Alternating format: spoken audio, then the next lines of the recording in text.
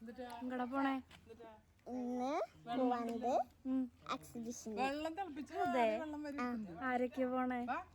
ഗീതമ്മ, ലച്ചു ചേച്ചി, ഞാൻ, അമ്മ, ബിന്ദു അമ്മ, അച്ഛ, ചേച്ചി. ഓക്കെ, ഇത്ര ആൾക്കാർ പോകണല്ലോ.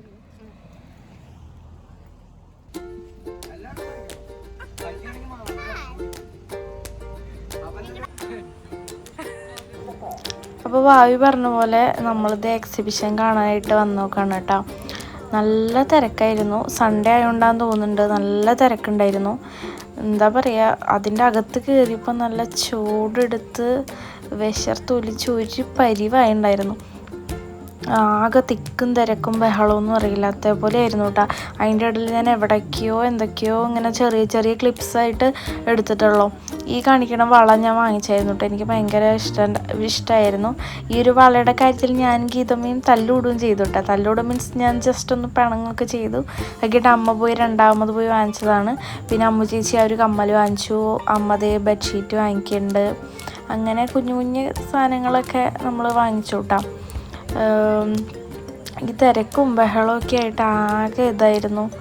അത് മാത്രമാണ് ഒരു നെഗടിച്ചത്, ബാക്കിയൊക്കെ സെറ്റായിരുന്നു കേട്ടോ. അപ്പോൾ ഇങ്ങനെ ഓരോന്നൊക്കെ നോക്കി നടക്കുകയാണ്. അച്ചും ഭാര്യയൊക്കെ കളിപ്പാട്ടങ്ങളും പിന്നെ അവർക്ക് വാട്ടർ ബോട്ടിൽ അങ്ങനത്തെ സംഭവങ്ങളൊക്കെ നോക്കി നടന്നു. പിന്നെ ഞാൻ ദേ ക്ലിപ്പ് ഒരെണ്ണം വാങ്ങിച്ചായിരുന്നു കേട്ടോ.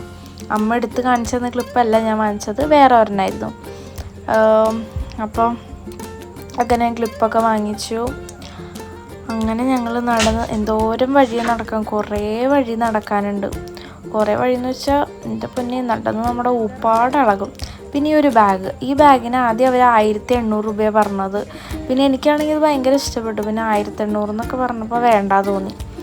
അത് കഴിഞ്ഞ് ഞങ്ങൾ പോവാൻ നിന്നപ്പോൾ ആൾ പറഞ്ഞു 1500 എന്ന് പറഞ്ഞു. അപ്പോൾ ഞങ്ങൾ 1000 എന്ന് പറഞ്ഞ് നിന്നിട്ട് അങ്ങനെ ലാസ്റ്റ് ഞങ്ങൾ 1000 അത് ഒപ്പിച്ചെടുത്തിട്ടാ. പിന്നെ അച്ഛന് ഞാൻ ഫോൺ വാങ്ങിച്ചു കൊടുത്തതിന് സ്ക്രീൻ കാർഡ് ഉണ്ടായിരുന്നില്ല. അപ്പോൾ അച്ഛന് അത് ഇട്ട് കൊടുത്തു. അതിന് 200 രൂപയായിട്ടാണ്. അതിൻ്റെ കൂടെ ഒരു ഹെഡ്സെറ്റൊക്കെ ഫ്രീ കിട്ടിയായിരുന്നു. പിന്നെ ഞങ്ങൾ നടന്ന് ക്ഷീണിച്ച് ഞങ്ങളതേ സർബത്തൊക്കെ കുടിച്ചു. ഈ ഒരു ഫോട്ടോ ഫ്രെയിം ചെയ്യിപ്പിച്ചത് എനിക്ക് ഭയങ്കരമായിട്ട് ഇഷ്ടപ്പെട്ടു കേട്ടോ. ആകെ 200 രൂപ എങ്ങാണ്ട് വന്നിട്ടുള്ളൂ. നല്ല അടിപൊളിയായിട്ട് ചെയ്ത് തന്നിട്ട് അവർ. അപ്പോൾ ഇനി ആരെങ്കിലും എക്സിബിഷൻ കാണാൻ പോകുന്നുണ്ടെങ്കിൽ ഇതൊന്ന് ട്രൈ ചെയ്ത് നോക്കണേ. നല്ല ഭംഗിയുണ്ടായിരുന്നു കാണാനായിട്ട്. ഇത് AI ക്രിയേറ്റ് ചെയ്ത ഫോട്ടോയാണ്. പക്ഷേ ഇതിങ്ങനെ ഫ്രെയിം ചെയ്യുമ്പോൾ ഇത്രയും ഭംഗിയാവുമെന്ന് ഞാൻ ഒട്ടും എക്സ്പെക്റ്റ് ചെയ്തിട്ടുണ്ടായിരുന്നില്ല കേട്ടോ. നോക്കി എന്ത് രസമല്ലേ കാണാൻ, അടിപൊളിയായിട്ടുണ്ടായിരുന്നു.